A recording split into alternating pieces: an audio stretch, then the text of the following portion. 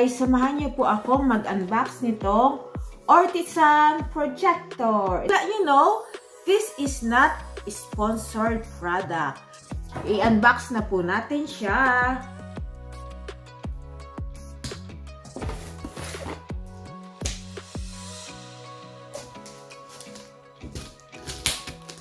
Po.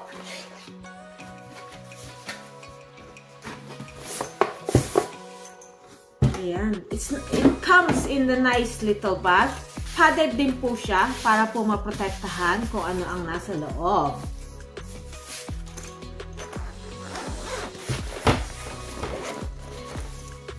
Oh wow.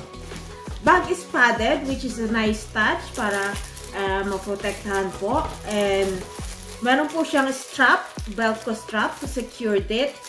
And we got the remote, the mute, the volume, the back button. There's a menu and there's a OK and there's left, right, up or down. Ayan po ang remote. Meron na po ba siyang battery? Wala pa po siyang battery. And it takes AAA battery. We got the cable. And I think this is an HDMI. We get the line jack. Ayan po. And the projector.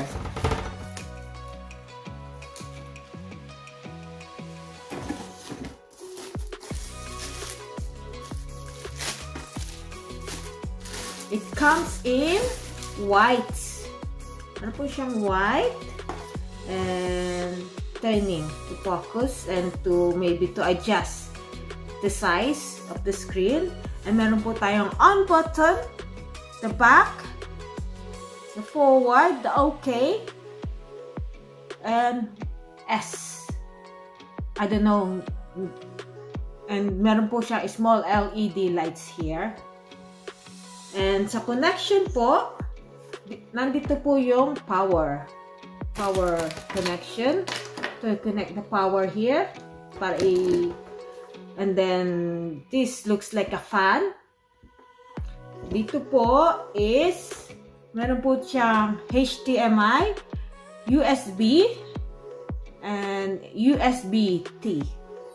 Audio, the headset, and meron po siyang lagayan ng memory card. There's a micro SD card ho, and there's a VGA. Focus po natin.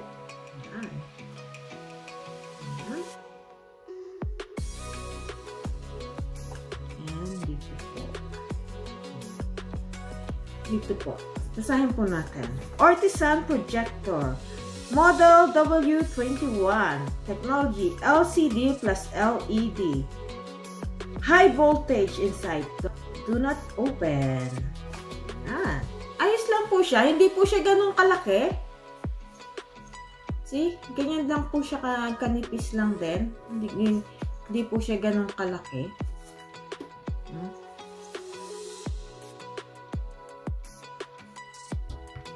So, tingnan po natin ang kanyang user manual. This one is for the focus and this one is for the keystone. Yung projection distances po siya. Meron po siyang 200 inch, 30 inch, 60 inch, 80 inch, 120 inch, and 220 inches. Audio play, MP3 and MP4. Nagpe-play din po siya ng JPEG, BMP, PNG, MPEG-1, MPEG-2, MPEG-4, RM, RMBV, JPEG, DivX, FLV, MJPEG. Ayan. Native resolution is 1280 by 720. Pwede din po siya ng 16 by 90. Light source is LED. And meron din po siyang audio output. May audio output din po siya. And there's a safety. I-summarize ko lang po kung ano po yung mga importanteng. This is very useful po sa mga teacher. Baka po eventually, ipadala ko po to sa kapatid ko kasi teacher po siya. So, iset up po natin siya. I-try po natin sa phone natin. Nung inaayos ko po itong box, may nakita po akong screw. Ito po pala, hindi po siya para sa tripod. Ito po ay para dito. I-screw po siya para po yung ma-adjust po yung level niya. Kung medyo gusto niyo po siyang itaas ng konti, ibaba ng konti, bali medyo nakaangat po siya. Ganun po.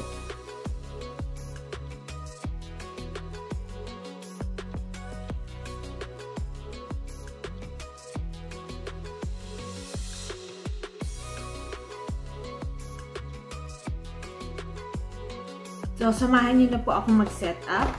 Ipinag ko na po siya sa outlet. This is, tanggalin po natin ang dust cover. Ayan po, nilagyan ko na po siya ng battery. Ayan, dito po. Music photos connection. Ayan po, i-try po natin i-connect ang ating mobile phone. See kung mag-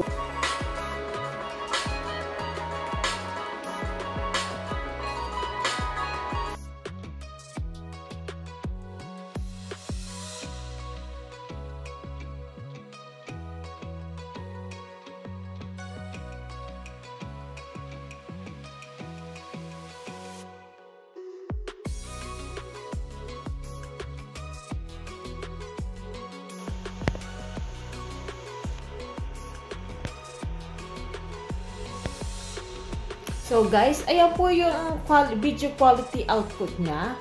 Napakalinaw po talaga ng kanyang video quality output. Ito po ang aking setup. Kinonect ko po yung HDMI. Kinonect ko po ang kanyang HDMI sa Nintendo Switch. So, ayan po, nakakonect po ang Nintendo Switch niya.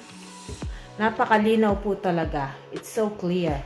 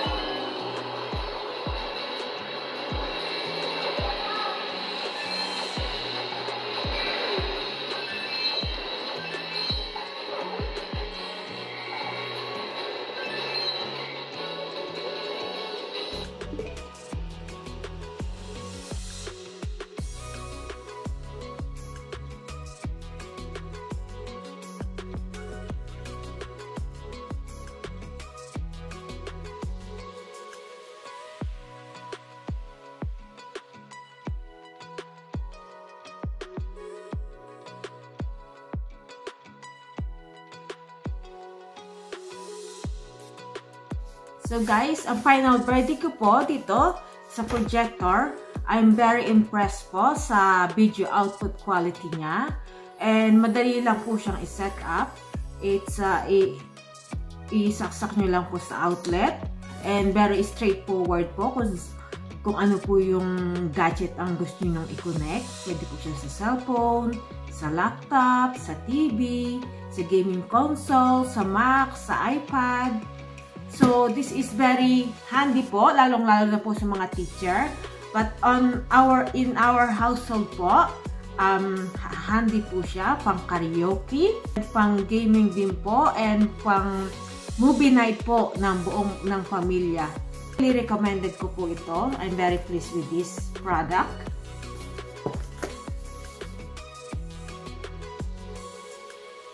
Okay guys, bye for now. Thanks for watching, and please don't forget to like and subscribe if you like this video. At kung may mga tanong po kayo, please leave the comment below and I'll try to answer it.